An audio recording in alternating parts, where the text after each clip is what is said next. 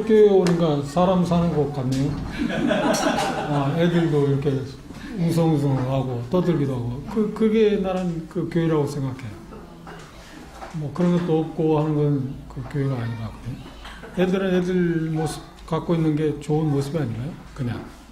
근데 그게 너무 이제 오래 지속되면 안 되겠지만 저 아이들 때는 그렇게 해야 나나 생각해요.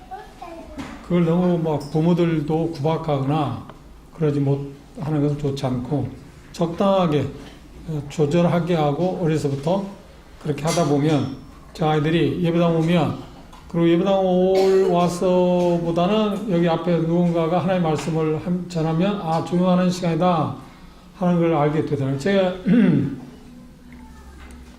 동서에서 목회할 때 아이들이 초등학생들이 어린애부터 초등학생들 한 60여 명 거의 됐어요. 그런데 그 아이들이 얼마 동안 이제 훈련하면 새로운 아이들 오잖아요. 다른 지역에 새로운 아이들 오잖아요. 그럼 막 걔들 떠들고 막 그래요. 그러면 걔들이 뭐라고 하는지 아세요? 쉿, 쉿, 쟤들이. 그리고 뭐라고 하냐면 제가 앞에 딱 가면 걔들이 이제 제 후칭이면 할아버지거든요. 할아버지, 그런 부모들, 할아버지 앞에 있을 때는 넌 조용히 해. 그리고 계속 떠들잖아요. 그럼 메시지 전화하다 그래요. 걔 이름을 불러요. 걔 이름 부르면서 정훈아, 지금 네가 이야기하는 시간이 할아버지 이야기하는 시간이야. 깜짝 놀랐어요. 그렇죠? 그러면 그런 걸 통해서 아이들이 잘 훈련돼요. 생각보다 그렇게 어렵지 않아요. 단 끝나면 마음대로 돌아다니라고. 소리도 지르고 마음대로 끝나면 그런 것들을 이렇게 적절하게 해주는 게 지혜라고 생각해요. 무조건 교회 오면 계속 가만히 있어야 하고 움츠리도 못하고 이거 얼마나 답답해. 나도 답답한데 그 애들 세계에 어떻게 답답해 살겠어요? 그렇잖아요. 재밌는 이야기를 하나 할까요? 너랑제 예배당에 처음 3중원에서 모일 때 이야기인데요. 제가 군대 생활할 때인데. 여러분 가운데 대다수는 페르스 형제님이 그분은 교사 행사를 가고 계신 분인데 제 분별로는 제임스 할아버지하고 그 페르스 형님이 균형을 잘 이루어갈 수 있는 분이라고 생각했어요.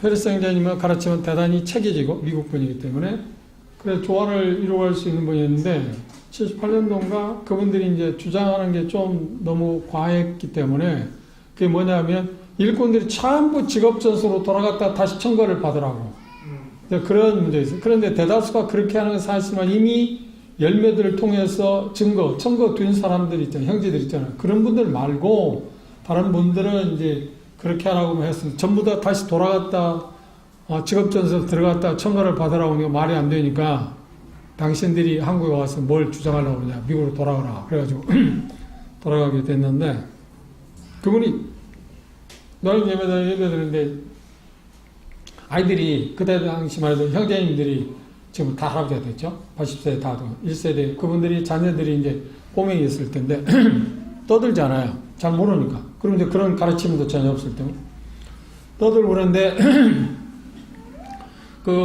페르스님의 따님이 두 따님이 이제 대학을 막 졸업하고 함께 왔을 텐데요. 어머니랑 같이 왔을 때 예배를 들었는데 막 떠들고 그러니까 아빠한테 조용히 물었더래요. 아빠, 나도 어렸을 때 저랬나요? 그러니까 너는 안 그랬을 거 아니야?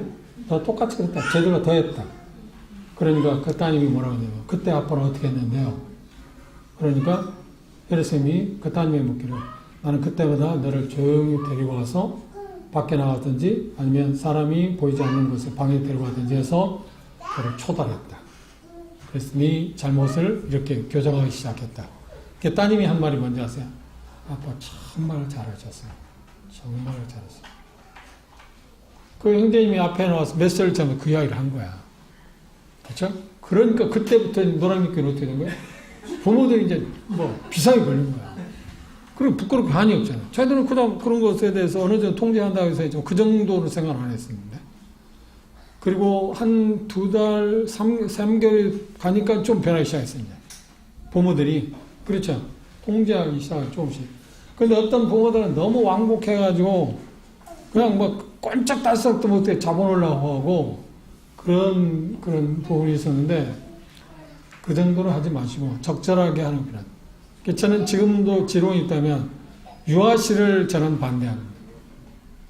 유아실에 보면 뭐 하는지 아세요? 애들하고 와서 반상회예요. 어머니들끼리 몇 살 그런 생각 안 해요.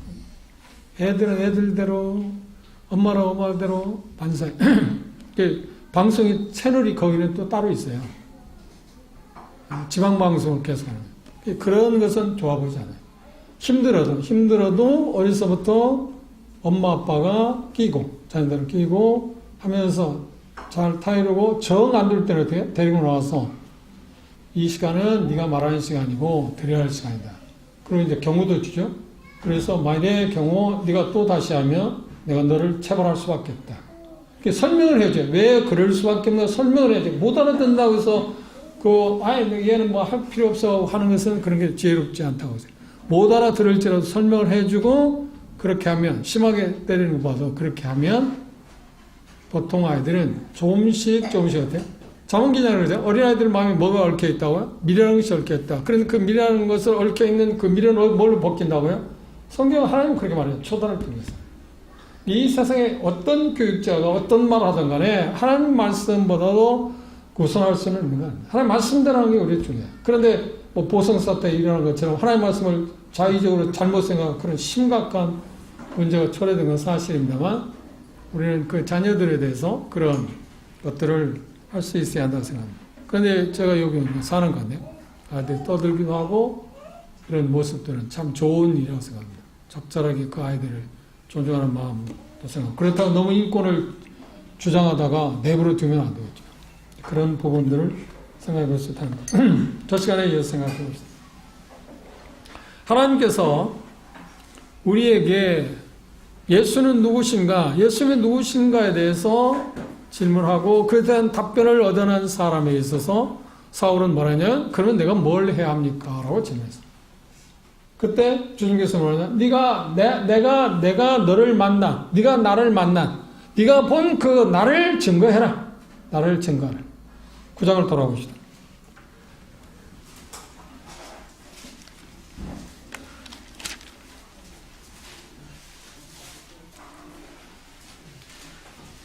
(9장 18절) 의 말씀 제가 읽겠습니다. 즉시 사울의 눈에서 비늘 같은 것이 벗어져 다시 보게 된지라. 일어나 세례를 받고 음식을 먹으며 강건하여지니라. 사울이 다메섹에 있는 제자들과 함께 며칠 있을 때 뭐라고 했나요? 즉시로 각 회당에서 예수의 하나님의 아들이심을 전파하니 듣는 사람이 다 놀라 말하되 이 사람이 예루살렘에서 이 이름 부르는 사람을 잔해하던 자가 아니냐. 여기 온 것도 저희를 결박하여 대제사장들에 끌어가고자 함이 아니냐 하더라. 사울은 힘을 더 얻어 예수를 그리스도라 증명하여 다메섹에 사는 유대인들을 굴복시켰다. 전도에 있어서 가장 좋은 전도 방법이 뭔지 아십니까? 그리고 가장 힘있는 전도 방법이 뭔지 아십니까? 우리는 전도하는 방법들, 그런 기술, 테크닉을 익혀야 할 필요성은 있습니다. 그런데 그걸 잘 모른다 해서 너무 당황할 필요는 없습니다. 그걸 모른다고 해서 전도하지 못하는 것은 잘못된 생각입니다. 제 경험에서 가장 힘있고 가장 능력 있는 전도는 내가 만난 그 예수님에서 말하는 것입니다. 나는 예수님을 믿기 전에 이런 사람이었습니다. 그리고 말씀을 들을 때 내가 이렇게 구원을 받았습니다. 그리고 구원받고 나서 나는 이렇게 변했습니다. 이것보다도 효과적인 복음이 어디에 있나요? 우리가 배워서 전하는, 그건 필요한 것입니다. 지혜롭게 하는 것도 필요할 겁니다. 그러나 그걸 그렇게 하지 않을지라도 내가 만난 예수님에 대해서 나 나름대로 설명할 수 있잖아요.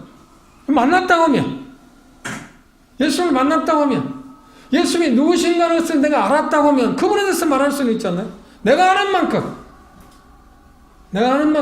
나에게 보여진 그만큼. 그런데 사울은 여기서 보면 그런 구약 성경을 너무 잘 알고 있는 사람이기 때문에 그것들에 대해서 보다 더 광범위하게, 그렇죠? 변증적으로 예수님을 전할 수 있었던 것은 사실입니다만, 우리는 그렇지 못할 때 그런 기초가 없다고 할지라도 내가 만난 예수님이 누구신가에 대한 질문에 대한 답을 얻었다고 하면 그러면 우리는 말할 수 있습니다. 그러면 우리가 말할 수 있습니다.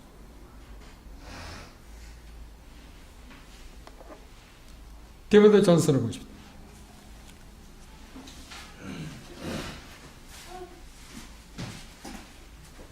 3장 15절입니다.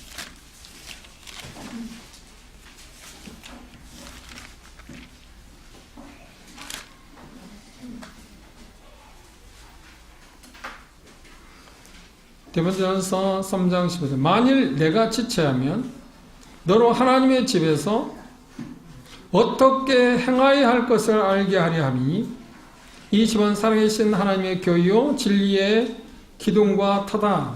진리의 기둥과 터라는 말은 무슨 말인가요? 쉽게 말하면 교회는 광고판이라는 거예요. 광고판. 무엇에 대한 광고판이에요? 예수님을 광고하는 광고판이라고 하는 말이에요. 교회가 뭐라고요? 수직교회는 뭐라고요? 수직교회 존재하는 목적은 뭔가요? 예수님을 광고하는 광고판 역할을 하는 거예요. 그러면 교회는 구원받은 사람들로 구성되어 있잖아요. 그러면 나는 뭐 하는 일이에요? 나를 통해서, 우리 가정을 통해서, 우리 교회를 통해서 예수님이 어떤 분이냐 하는 것을 드러내는 광고판이에요. 광고. 홍보하는 사람들. 홍보, 광고판이에요. 그게 교회라는 거예요. 그게 우리의 존재 목적입니다. 그래서 예수님이 누구신가 하는 것에 대해서 우리는 대단히 중요한 질문을 해야 하고, 그에 대해서 답을 얻었다면 내가 만난 예수님, 아니 정확히 말하면 나를 만나주신 그 예수님이라고 말하겠죠. 그렇죠? 우리 쪽에서 말하면 내가 만난 예수님이라고 해도 상관없지만, 성경적으로 말하면 나를 찾아내 주신 그 예수님, 그 예수님을 우리는 드러내는, 그러니까 이마나, 그러니까 정확히 말하면 내 손과 발, 우리의 말, 우리 자신들, 우리 가정, 우리 교회를 통해서 그분이 어떤 분이라는 것을 홍보하는 거야. 달고 다니는 거야. 그러니까 나를 볼 때 누구를 본다고요? 사람들 예수님을 볼 수 있어야 한다니까. 그게 우리 할 일이에요. 할 일이라는 것은. 가장 큰 것은. 그렇죠. 교회 존재 목적이 뭐예요? 그거를 그러니까 홍보하는 홍보물.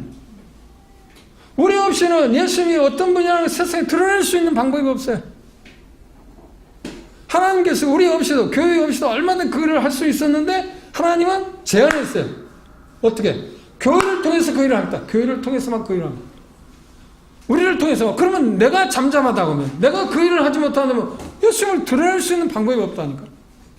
사람들이 예수님을 읽을 수 있는 방법이 없어요. 그런데 그 일은 그렇게 어려운 일인가요? 힘든 일인가요? 아니, 힘든 일. 그리고 그 일은 다양해요. 꼭 어떤 형제가 이걸 하니까 나도 그렇게, 아니, 그렇진 않아요. 그래서 그걸 은사라고 하지 않나요? 다양해요. 내가 할 수 있는 일이 엄청나게 많습니다. 제가 20년 전 스코틀랜드 갔을 때, 제가 여러 선진국들을 다녀봤는데, 모임들 왔는데, 제가 받은 인상이 스코틀랜드 모임들이 정말 활력이 있어요. 젊은이들도 많고요, 아이들도 많고요. 성도들이 많은 것은 말할까요? 성도들이 많다고 해서 활력이 있다고 하는 말은 아닙니다. 애들부터 노인까지 이렇게 같은. 그런 영국 쪽은 젊은이들이 거의 없어요. 거의 노인들만 있더라고요. 제가 세 군데, 영국에서 세 군데에 왔고, 스코틀랜드에 세 군데인데, 스코틀랜드 세 군데는 모두 다 그렇게 아이들부터 시작해서 어른들, 노인들까지 내어봤어요. 그런데 스코틀랜드에 한 모임을 방문했는데, 그런 이야기를 들었습니다. 우리는 지금 여기 들어올 때 신발 벗고 들어왔잖아요. 근데 거기는 자식 문화이기 때문에 신발을 신고 교회 들어오잖아요. 그럼 신발을 신고 들어가기 전에 신발에 있는 먼지를 털기 위해서 그 입구에 신발 털이가 있어요. 얼멍얼멍한 쇠로 되어갖고 거기 털게 되면 그 밑에 먼지가 가라앉잖아요. 그러면 언젠 같은 거 그걸 치워야 하잖아요. 그게 쌓이면 안 되니까. 근데 얼마나 시간이 흘렀는데 저는 계속해서 그 밑에 쌓이는 먼지가 조금 있으면 없어지고 했는데 수분이 쌓인 거예요. 그거 참 이상하다. 누군가 그 일을 했다는 거 아니에요? 누군가 그 일을 했다는 겁니다. 그런데 6개월 전인가 어떤 모친이 별세하셨어요. 그리고 나중에 수소문 하니까 누가 그 일을 했다고요? 그 당시 76세였다는데 76세 할머니가 자기가 교회에서 주님을 위해서 할 수 있는 게 이거라고 생각하고 그걸 한 거예요. 그 힘든 일인가? 그 힘든 일이? 그런데 그 할머니, 그 모친님이 매주마다 했겠죠. 매주마다. 아니면 어떤 일이 있으면 나오면 그 다음 주에 했을 거. 그러니까 쌓일 시간이 있나요? 그래서 쌓이지 않는 거예요. 그런데 그분이 7개월 전인가 소천하고 나니까 그걸 아무도 치우는 줄 알아요. 아무도. 그리고 거기에서 목회하는 형님 그런 이야기 했어요. 우리가 할 일은 그렇게 큰 일이 아닙니다. 그게 곧 뭐예요? 우리가 예수님을 드러내는 하나의 방법이에요. 하나의 방법이에요. 그 76세 된 모친이 할 수 있는 방법이에요. 그리고 더 중요한 건 뭐예요? 그분들 할 수 있는, 교회를 위해서 교회 살 수 있는 게 뭐예요? 기도하는 일이죠. 직접적으로 나가서 어떤 활동하고 할 수 있는 시기는 아니잖아요. 그분들이 교회를 위해서 정말 그리스도를 드러낼 수 있는 가장 좋은 방법은 뭐예요? 기도하는 거잖아요. 그보다 큰 일이 어디 있습니까? 여러분들이 할 수 있는 일은 다양해요. 얼마든지 있어요. 얼마든지 찾습니다. 그런데 중요한 것은 뭐예요? 사울이 예수님이 누구신가 질문했고 거기서 답변을 얻었을 때 주님이라고 발견했어요. 주여, 내가 이제 무엇을 해야 합니까? 라고 질문했죠. 그때 주님은 뭐라고 계시했나요? 그래, 내가 너를 만났잖아. 네가 만난 나를 증언해라. 네가 만난 나를 들으라. 그럴 때 그분에게 주어진 은사가 뭐예요? 그렇지, 직접적으로 말로 전하는 것입니다. 또 가르치는 일입니다. 그거 할 수 있는 일, 그거 할 수 있는 일. 그러면 수직교회 형제 자매 여러분, 여러분들은 그것은 교회, 우리 교회가 교회, 우리 하나의 지체들입니다. 지체도 내가 해야 할 일은 무엇입니까? 그걸 아신가요? 여러분들 해야 할 일이 뭔지 아세요? 그건 수직교회를 위해서 한다고 하는 것도 있지만 그건 곧 누구를 위해서 하는 겁니까? 예수님이 누구신가를 아는 사람은 반드시 두 번째 질문이 주여 내가 무엇을 하니까라는 답을 갖고 있어야죠. 여러분 뭘 하고 계십니까? 그걸 찾으셨나요? 그걸 못 찾으셨다면 그걸 물어봐요, 주님 앞에. 주여 내가 무엇을 하니까 했을 때 사울이 질문했을 때 주님이 뭐라고 그래요? 네가 뭘 할 건가를 알려줄 사람이 있다. 그래서 누구를 준비해 놨어요? 전혀 생각지도 못한 다메섹의 아나니아라는 정말 신실한 경건한 형제님을 준비해 놨잖아요. 그리고 그를 만나서 그를 통해서 주님께서 계시해 줬어요. 네가 다메섹에서 만난 나를 증거해라. 그가 예수님을 증거하는 방법은 그에게 주어진 은사대로 복음을 전하는 거하고 가르치는 그분의 특별한 은사입니다. 그렇죠? 그리고 누구에게? 대상이 누구라? 이방인에게. 너는 이방인에게. 그런데도 사도행전 역사를 보면 전도하라고 할 때 어느 지역에 가든지 항상 누구에게 먼저 복음을 전해? 유대인에게. 자기가 이방인의 사도임에 불구하고 자기 동족에 대한 애정 때문에, 사랑 때문에 그들에게 먼저 거절당하든 말든 그들에게 복음을 전했어요. 물론 그 이유가 접근성을 찾기 위해서죠. 어떤 도시에 갔을 때 맨 처음 바보란 지역에 갔습니다. 그때 어디 찾아갔나요? 생소한 사람들, 생소한 사람들에게 예수님에 대해서 이야기할 수 있을 겁니다. 그런데 바울은 그렇게 하지 않았어요. 회당에 먼저 갔습니다. 하나님을 찾는 사람, 하나님을 알고 하나님을 섬긴다고 하는 사람들, 아직 영적인 영성을 갖고 구원받지 못했다는 것을 알기 때문에 그들에게 먼저 가서 복음을 전했어요. 그때마다 나타난 반응은 항상 반대입니다. 항상 가는 곳마다 반대. 그래도 또 다른 지역에 가면 또다시 회당에 갔습니다. 회당이 없는 데는 어떻게 해요? 그 지역에서 어떤 사람들이 하나님을 섬기는 사람들이 어디에서 모이는가 생각해서 빌보에 갔을 때는 회당이 없으니까 강가에 가서 기도처에 가서 사람을 만나고. 그렇죠? 그게 자기에게 주어진 사명이에요. 교회 사명이 뭐예요? 바로 그거예요. 나에게 주어진 사명이라는 것은 예수님이 누구신가를 안 사람들에게서 주여 내가 무엇을 하리까라고 하는 답을 얻고 살아요. 그걸 사는 겁니다. 그러니까 바울이 한 일은 내가 할 수 있는 건 아닙니다. 하나님께서 그에게 주어진 일이 그거잖아요. 그러면 수직교회 형제 자매님들이 교회 사명 가운데 내게 주어진 일이 뭡니까? 그런데 중요한 것은 뭐예요? 내가 지금 존재하는 이유가 뭐라고요? 예수님을 홍보하는 홍보물이라니까. 광고판. 그러면 광고판을 볼 때, 여러분들이 볼 때, 어떤 광고물을 볼 때, 저 참 좋은 광고물이다. 그럴 때 요즘 나오는 대한항공 그 딸처럼 그렇게 광고하면 안 돼요. 완전히 망쳤습니다. 그 광고하는 책임자를 하잖아요.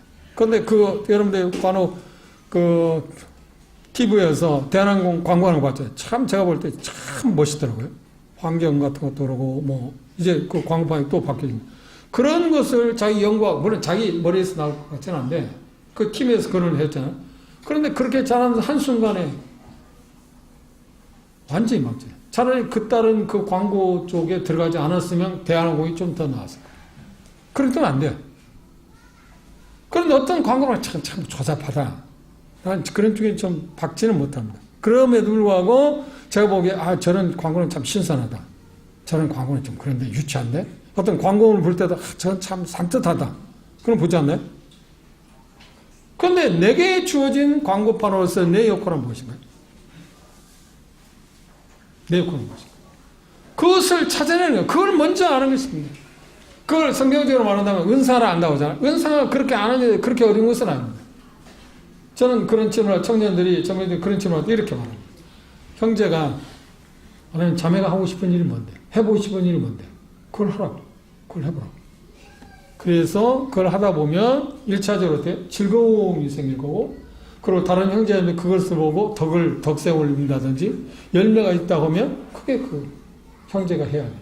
그럼 그렇게 하는데 형제자매 부담이 된다든지 아니면 내 스스로가 하다 보면 이건 내가 아닌 것 같다. 즐거움으로 할 수 있는 게 아니라고 한다면 또 하나님 앞에 다시 물으면 되죠. 은사 발견하는 일에서 저쪽에 성숙해야만 쉽게 할 수 있어요. 그리고 이 교회에서 장로를 하시는 여러분들의 영적인 것을 책임지고 있는 그 형제님들이 여러분의 삶을 넘었잖아요. 그분들은 한번 물어보세요. 형제님 보기에 저희 교회에서 제가 해야 할 일이 뭔가요? 그건 지혜인지 않나요? 구체적이에요. 구체적이에요. 그래서 우리 가운데는 어떤 사람들이 있어요? 수직교회에서는 물질을 통해서. 그 주님 섬기는 거예요. 그런 것들. 그게 주여 내가 무엇을 하리까 할 때 주님께서 내게 주어진 분량이잖아요. 그건 똑같을 수 있는 건 아닌데. 그런데 12장에서 교회를 몸의 유기체로 표현할 때 뭐라 했어요? 다 눈이면 듣는 것은 어디 있겠냐? 다 눈이면 말하는 것은 어디? 입이 할 일은 입이 말하는 거고 귀는 듣는 것이고 눈은 보는 일 아닌가요? 그게 내가 주라고 발견했어요. 예수님을 주라고 발견했을 때 내가 접근해야 가장 중요한 문제입니다.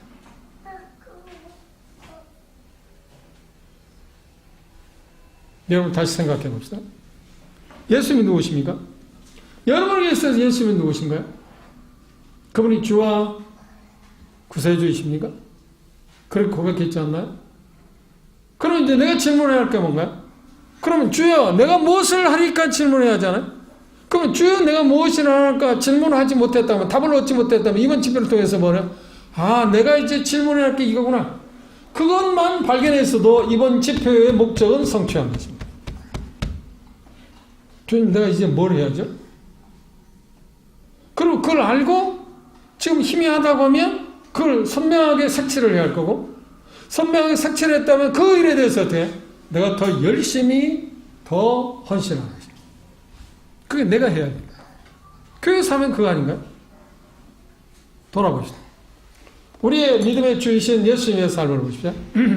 요한복음을 보십시오.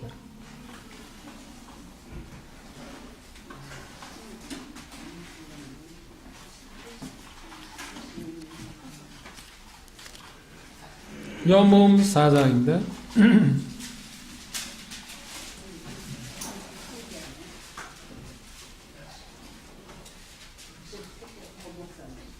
요한복음 4장 34절 함께 읽어봅시다. 요한복음 4장 34절입니다. 찾으셨나요? 시작. 예수께서 이르시되 나의 양식은 나를 보내신 이의 뜻을 행하며 그 일을 온전히 이루는 것이다. 거기에 손을 넣으시고 디모데전서를 보십시오. 1장입니다. 디모데전서 1장 15절 말씀입니다.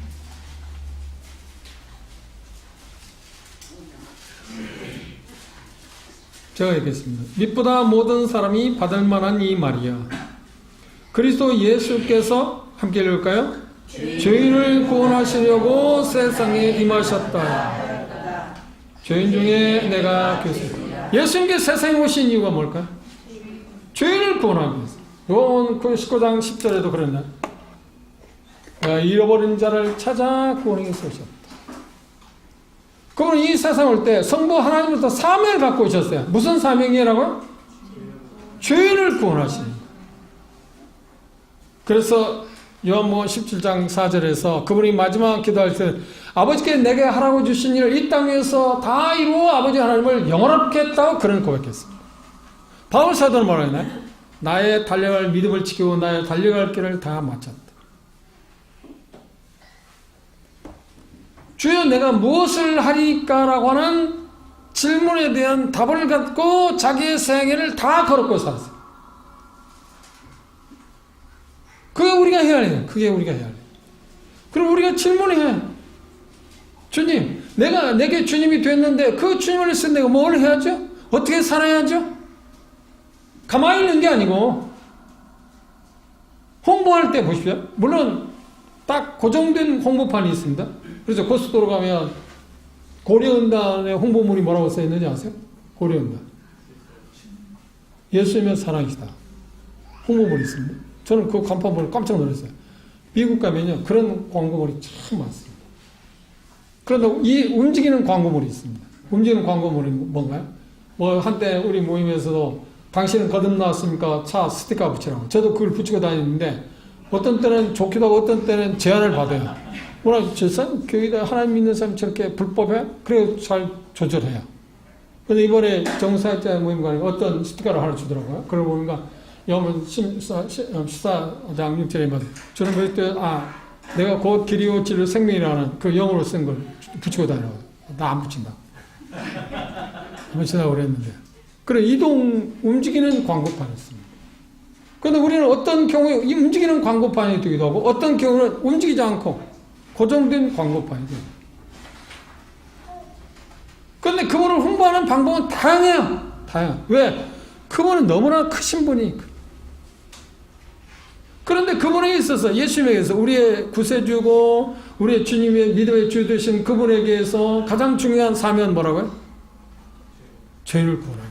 죄인을 구원하는 일에 그분 자신이 이 세상에 오셨고 그 일을 성취하기 위해서 최후의 십자가의 죽으심을 통해서 그 일을 하셔서 그 일을 어떻게 효과적으로 할 수 있을까 해서 생각한 게 뭐라고요? 제자들을 선택한 거라니까. 제자들. 12명, 70명. 예수님 부활했을 때 더 확장돼서 고린도서 15장에 보면 500여 명의 형제들. 오순절 120명이 모였습니다. 그 380명은 그 자리에 없었습니다. 뭐 이유가 다양하겠죠. 왜 380명은 그 자리에 없었을까? 이유가 다양할 것입니다. 그러나 그곳에 참석하지 함께하지 못한 380명은 120명이 오순절에 참여했을 때 그 복을 누리지는 못했어요. 교회 일원이 됐죠. 그 참석하든 참석하지 않았든 거듭난 사람들이기 때문에 교회 지체가 된 건 사실입니다만 그런 오순절의 그 놀라운 역사의 현장에 그들은 그들이 목도할 수 없었어요. 그 증인으로서의 그 역할을 하지 못했어요. 우리 함께 한다는 것이 얼마나 놀라운지 아세요? 여러분들 이렇게 지금 함께 하고 있다는 사실은 정말 놀라운 일입니다. 한번 생각해 보세요. 그리스도를 떠나서 사람에게서 아름다운 모습이 어떨 때 아름다운지 아세요? 여러 가지 있습니다. 그 중에 하나가 뭐냐? 이스라엘자리에 있는 것입니다. 그것처럼 아름다운 것입니다. 그리스도에서 내가 이스라엘 자리에 있다고 하는 것은 생각보다 쉬운 게 아닙니다. 생각보다 쉬운 게 아닙니다. 여러분들 지금 현재 이스라엘 자리에 앉아 계시잖아요. 하나님 보시기에 얼마나 아름다운 모습인지 아세요? 그 아울러 여러분 스스로도 그렇게 생각해요. 내가 오늘 이스라엘 자리에 있었기 때문에 하나님이 내가 하나님을 기쁘시게 하는 거고 이게 곧 뭐래요? 이것도 하나의 홍보. 내가 이스라엘 자리니까.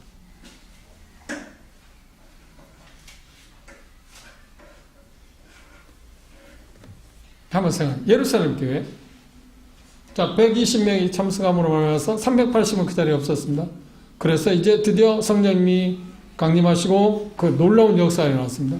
그날에 베드로의 메시지를 통해서 3천이 구원을 받았습니다. 그들은 구원받자마자 한 일이 뭔지 아세요? 예수님이 누군가를 그들은 발견했습니다. 보십시오. 그 현장으로 가볼까요? 사도행 2장 봅시다.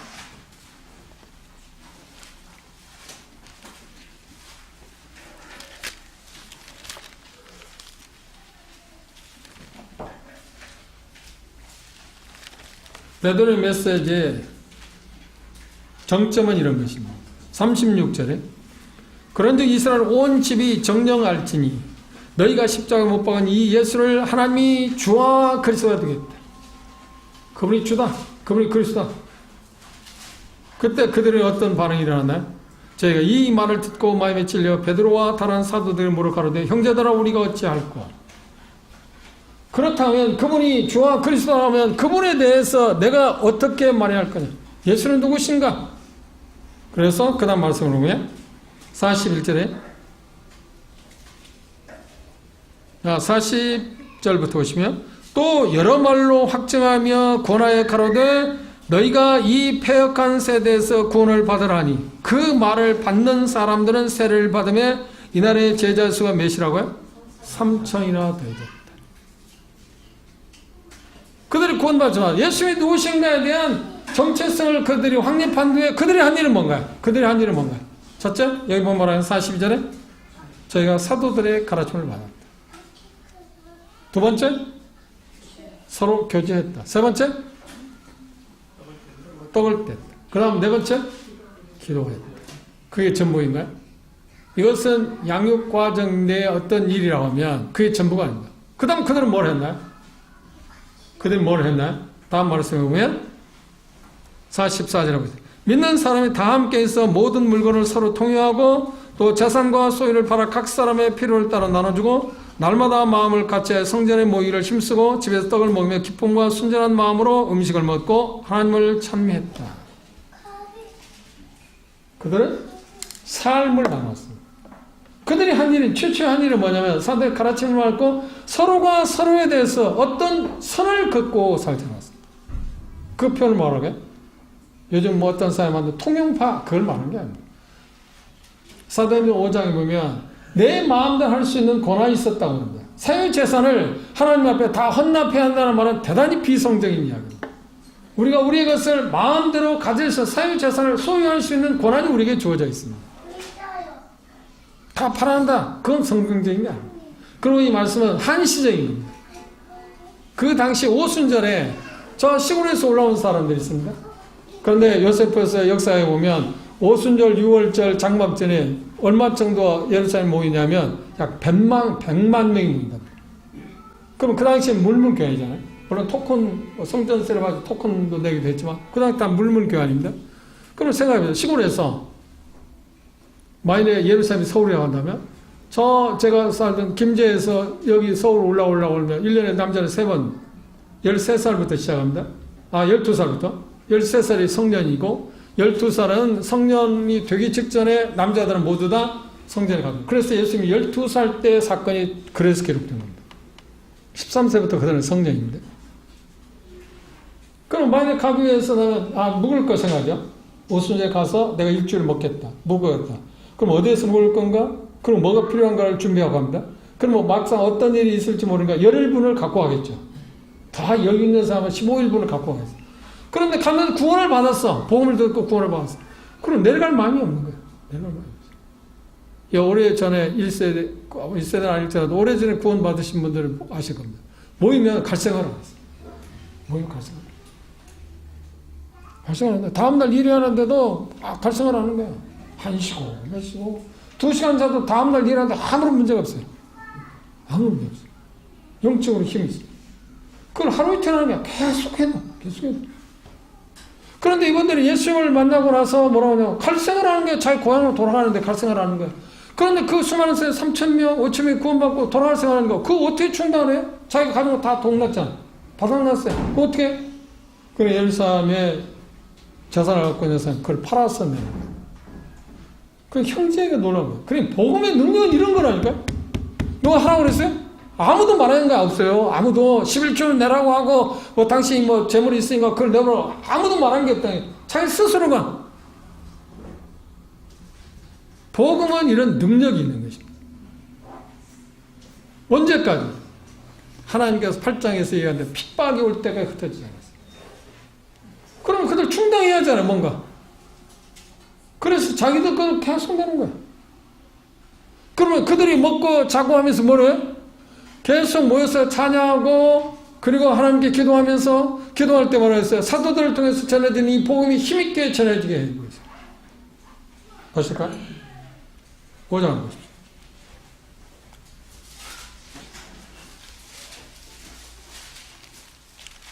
사자입니다.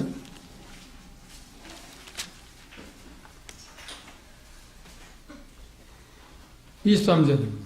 사도들이 노임에 그 동료에 가서 제사장들과 장로들의 말을 다 고하니 저희가 듣고 일심으로 하나님께 소리를 높여 가로되 대주제여 천지와 바다와 그 가운데 만유를 지으신 이시오 너의 주의 종 우리 조상 다윗의 입을 의탁하사 성령으로 말씀하시기를 생각하고 29절입니다.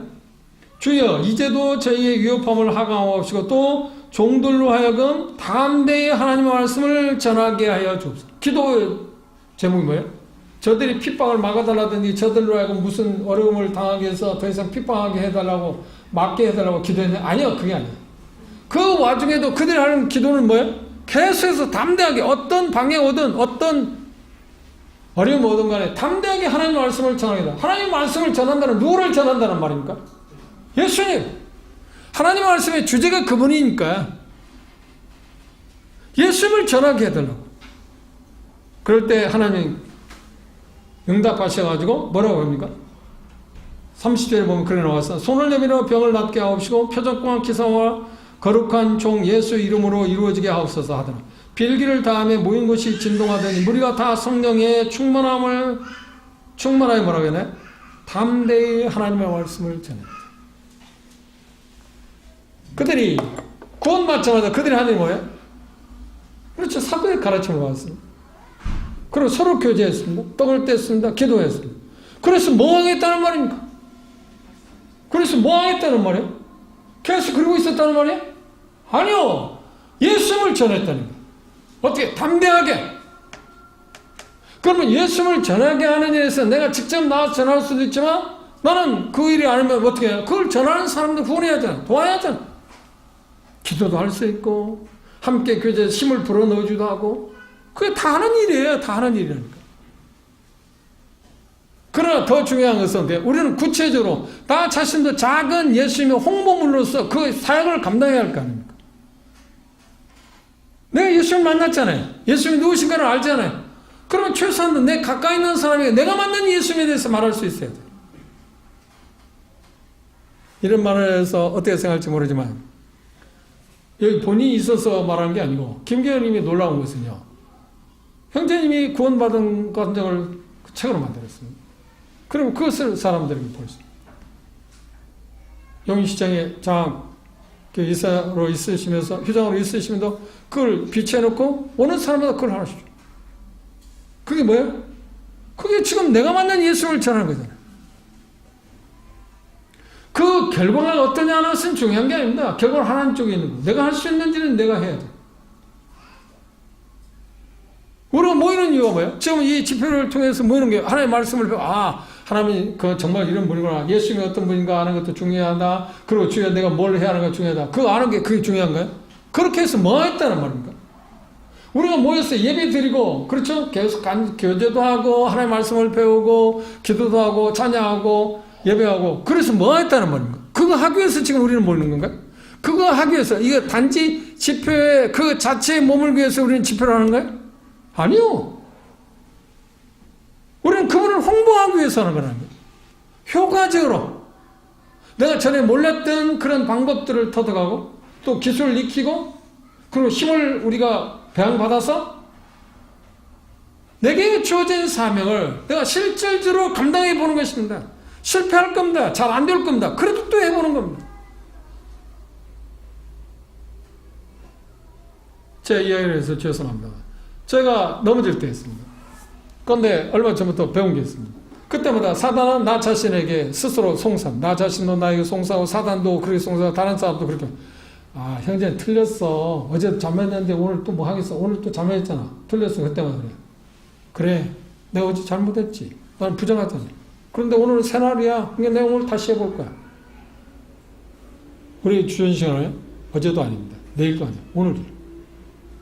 이게 어제 잘못한 것 때문에 발목 잡히지 마세요. 그리고 내일 잘할 거냐 뭘까 생각하지 마세요. 오늘 지금 내가 할 수 있는 만큼 하세요. 할 수 있는 만큼. 뭘? 우리가 할 수 있는 게 뭐예요? 그렇지. 예수님을 드러내는 거라니까. 예수님을 홍보하는 거예요. 교회가 뭐라고 했어요? 예수를 홍보하는 뭐라고요? 표지판이라는 거예요. 진리의 기둥 같은. 거기서 말하는 진리는 누구예요? 예수님 자신을 말하잖아요. 내가 곧 진리요 생명 길이라고 말씀하신 그분을 붙이고 다닙니다. 그래서 사람들이 나를 볼 때 그분을 읽게 하고 이런 말이 있습니다. 책 제목이 한데 삶은 말보다 크게 말한다. 우리의 삶을 통해서 그분을 드러낼 수 있습니다. 그럼 우리는 말을 통해서 그분을 드러내요. 사도행 1장 8절 말입니다. 성령이 너에게 임하시면 뭐라고 했어요? 예루살렘 권능을 받고 권능을 줄 거다. 능력을 줄 거다. 어떤 능력? 증인의 삶을 살아도 힘을 부여할 거다. 그래서 그러면 어떻게 하는 거야? 예루살렘, 유다, 온 유다, 사마리아 땅끝까지. 내가 가까이에서부터 먼 곳까지. 내가 할 수 있는 만큼 하는 겁니다. 실패할 때마다 그래 내가 오늘 실패했지. 그러나 어제는 또 실패했지. 그러나 오늘은 실패한 날이 아니잖아. 또 다시 시작할 수 있잖아. 그래서 어떤 사람, 도전하는 분은 그렇게 이야기했습니다. 그래서 삶은 뭔가? 그래서 삶은 뭐라고 생각하세요? 계속 매일마다 새로 시작하는 삶이라고 했어요. 그게 그리스도의 삶이에요. 매일매일 새로 시작하는 삶. 그게 그리스도의 삶입니다. 그리고 그 위해서 하는 사람들, 직접적으로 일하는 사람들 위해서 기도하고, 그리고 그 직접적으로 앞에 나와서 그런 일을 하는 사람들에게 후원하고, 그렇죠. 그게 우리가 할 일이에요. 잊지 마세요. 우리가 이거 모이고, 함께 교제하고, 기도하고 하는 거, 여기 보세요. 사도행전에 예루살렘 교회는 어떻게 했나요? 그들이 모여서 이런 과정을 거치면서 힘을 얻고 나서 그들이 뭐라고 했어요? 담대히 하나님 말씀, 예수님을 전하는 일에 대해서 힘썼다니까. 그리고 그들은 예수님을 전하는 일에 대해서 능력받는 것을 기뻐했다. 예수님을 전하는 일에 있어서 우리가 자연스럽게 전하지 못하는 이유는 뭔지 아세요? 어느 곳에 누구에게 말하는 환영을 못 받기 때문에 우리는 좌절하잖아. 아이고 정말 잘하는 일이야. 그리고 쌍손을 들고 밥도 사주고 그러면 내가 잘한 그 복음을 전하는데 자기 영혼을 위해서 하는데 찡그리지 않으면 될 텐데 찡그리고 왜 나를 하냐고 오히려 네가 미쳤다고도 하고 그러니까 못하는 거예요. 그런데 똑같았어요. 예루살렘 교회도 같았어요. 계속 그거 알고 나왔어야 돼. 내가 만난 그 예수님, 그 예수님을 만난 예수님은 어떤 분이에요? 나를 멸망해서 사도행 20장에 말한다면 사단의 권세에서 하나님께로 옮기고 어두운 가운데 빛으로 옮기신 하늘나라의 소망 기업을 얻게 하신 그분이잖아요. 그분에 대해서 우리가 말하지 않을 때 어떤 문제가 있어요? 우리가 화라고 과울생합니다. 잘 보세요. 로마서를 보십시오. 1장을 보십시오.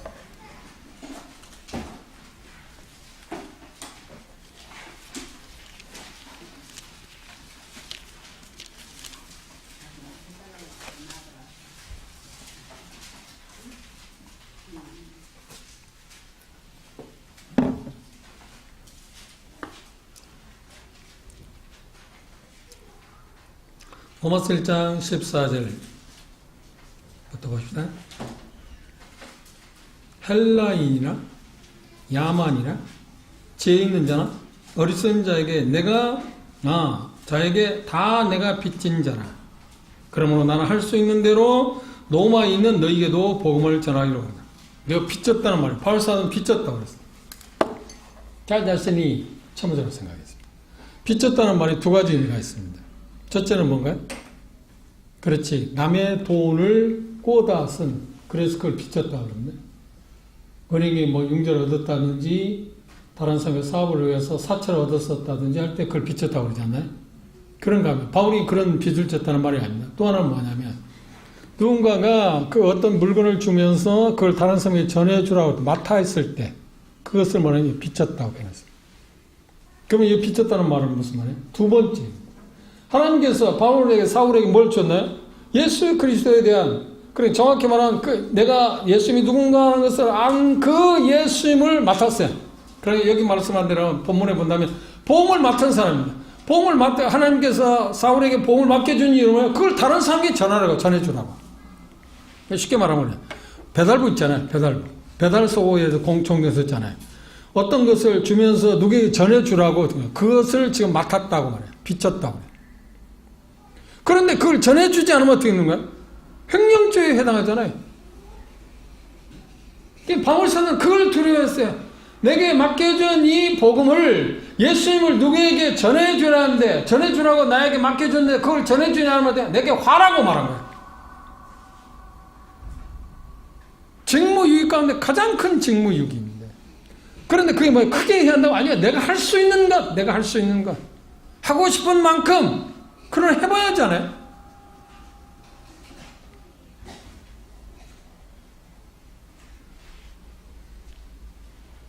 예를 들어 봅시다.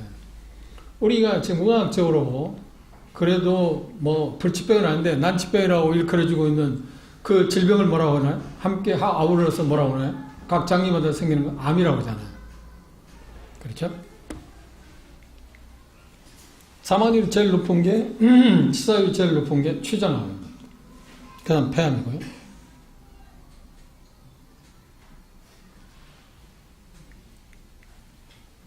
제가 2000년 2월 4일 날 폐암성을 받았습니다. 13일 만에 오진으로 결정났습니다. 그 지금까지 아무런 문제가 없는데. 그런데 제가 실질적으로 폐암성으로 받아서 이제 수술하고 죽음의 문턱에 그 결정되기 전에 오진으로 결정된 13일 기간이 있었는데요. 그 13일 기간 동안에 제가 겪은 것은 말할 수 없는 그 은혜입니다. 정말 그 기간에 하나님에서 배운 것은 정말 엄청난, 짧은 시간이지만 엄청난 깊이, 넓이, 높이, 그 길이에서 하나님을 배울 수 있었는데, 그런 특별한 은혜를 하나님 주셨는데, 근데 만일의 경우 제게 그런 실질적으로 폐암이 사실로 되어져서 수술을 하여서 죽음의 그러니까 사람의 손을 떠난 그런 차원까지 갔는데 누군가 특효약을 제게 줬다고 생각했어요. 그래서 특효약을 줘서 제가 먹고 나았어요. 깨끗하게 나았어요. 그리고 그 사람이 내게 특효약을 준 사람이 저에게 그 특효약을 또 주는 거야. 그리고 당신과 같은 이 폐암 환자를 보거든 이걸 나눠주라고. 그럼 제가 받았습니다. 그걸 나눠주지 않으면 어떻게 합니까? 나는 한 사람을 살릴 수 있는데 죽음 가운데 몰아넣는 거잖아. 그거 지금 무서운 게 어디 있나요? 바울사도 한 말이 그 말이에요. 내가 그래서 예수님을 전하면 내게 화라는 말이 그런 뜻이야.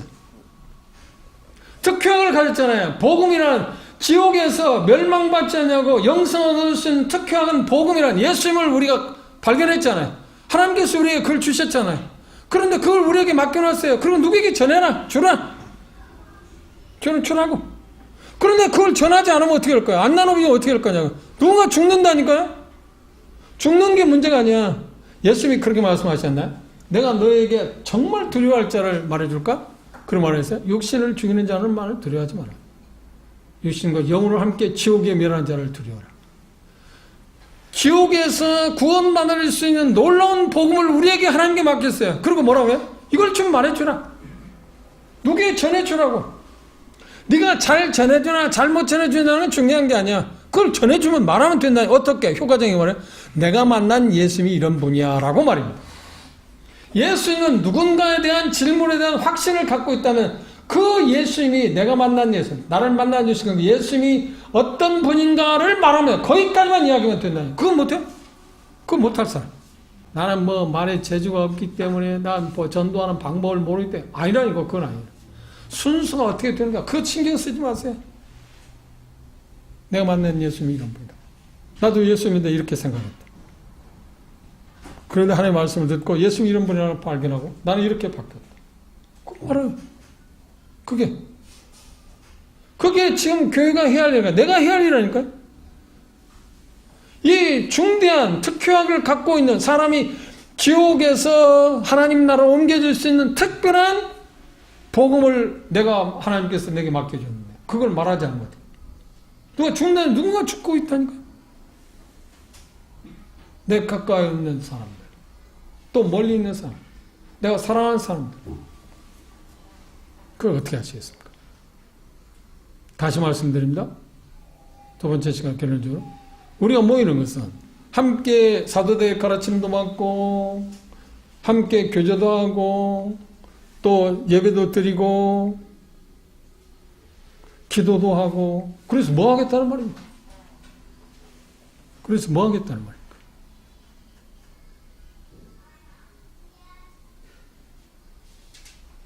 그래서 내가 발견한 그 예수는 누구에게 말해준 것입니다. 그런데 말하는데 가장 효과적인 게 뭐라고요? 내가 만난 예수님을 그냥 말해요. 내가 만난 만큼만, 내가 알고 있는 부분만큼 더 이상 더 알아서 해야 한다고 생각하지 마세요. 그러면서 우리는 하다 보면, 그분을 전하다 보면, 물론 방법론도 배워야 합니다. 그걸 무시하는 건 아닙니다. 그러나 말하다 보면 생겨요. 내가 이 사람은 이렇게 말했는데 다음에는 이렇게 말하면 더 좋겠구나. 사람마다 다 다르니까. 그럼 결과는 그런 게 맞겠습니다.